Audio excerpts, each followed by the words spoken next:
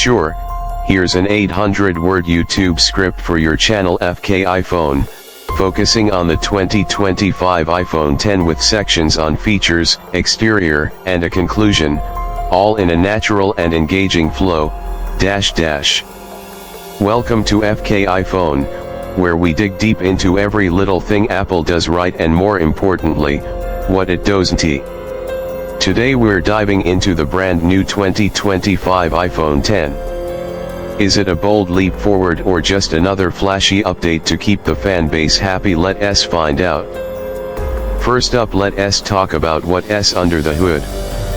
Apple's throwing around words like innovation again, and while there's definitely some new tech in here, it's not all groundbreaking. The iPhone 10 runs on the new A19 Bionic chip, which of course is fast, very fast. In fact, it's one of the fastest chips ever put into a smartphone. But realistically, for most users this kind of power is overkill. You're not launching rockets, you're scrolling Instagram and watching TikToks. Still, you can't deny it's smooth, fluid and snappy in every task. Now the battery life has definitely improved, and this is something we can appreciate. Apple claims all-day performance, and finally it's not just marketing talk. In normal use the iPhone 10 goes from morning to night without begging for a charger. That's a win. Plus the new fast charging system is genuinely impressive, giving you a significant charge in just a few minutes if you're using the new MagBoost charger. But of course that's sold separately because Apple.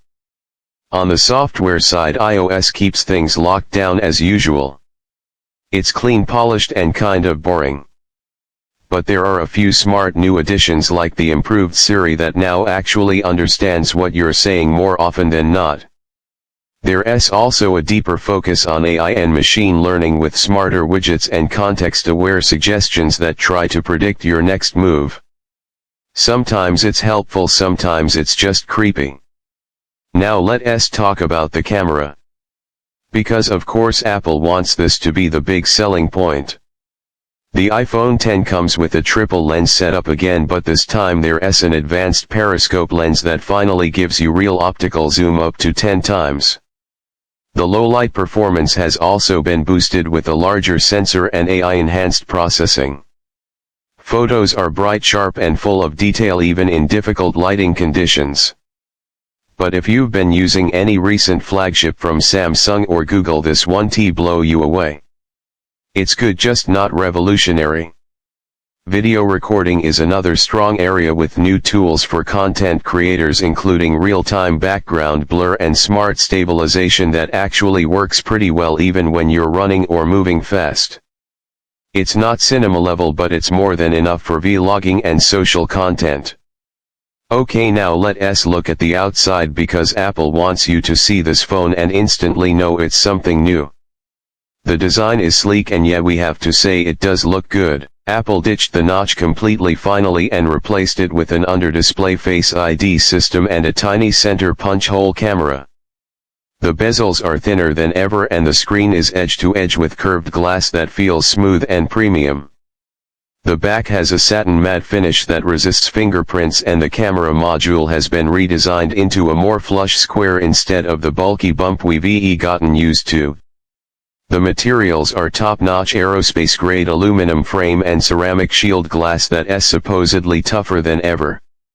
It feels solid, expensive and futuristic. And of course no headphone jack still. Apple continues its push toward a portless future by removing the Lightning port completely. That's right, there's no physical charging port at all now. You're forced to use wireless charging or the MagBoost connector. Some people will love the clean, minimal look, others will be furious. We'll let you decide where you fall on that one. One thing we noticed that's easy to overlook is how much Apple has focused on environmental messaging again. Recycled materials, carbon neutral claims, even the packaging is thinner than ever. Whether that's a genuine step forward or just marketing spin depends on your level of trust. Now here's the thing. The iPhone 10 is fast, it's polished, and yes, it's a beautiful device. But for a phone this hyped and this expensive, the innovations feel more like refinements than revolutions. It's Apple doing what Apple does best, taking features that have been around and perfecting them in its own way. But if you already have an iPhone 14 or 15, there's not a huge reason to upgrade unless you're desperate for that new design or the zoom camera. To be fair, this is one of the most balanced iPhones Apple has ever made. It's incredibly smooth, the battery finally lives up to the promise, and the camera does take great shots.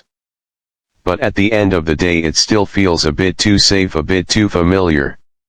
So what's the verdict? If you're deep in the Apple ecosystem and your phone is a few years old, the iPhone 10 will feel like a serious upgrade. But if you were hoping for something bold, something unexpected, this isn't it. It's polished, it's premium, but it's playing it safe. And that's it for today's breakdown of the iPhone 10. Let us know in the comments what you think. Is this Apple at its best, or is it just more of the same? And if you liked the video, give it a thumbs up, subscribe for more brutally honest takes, and of course stay tuned, because at FK iPhone we never hold back.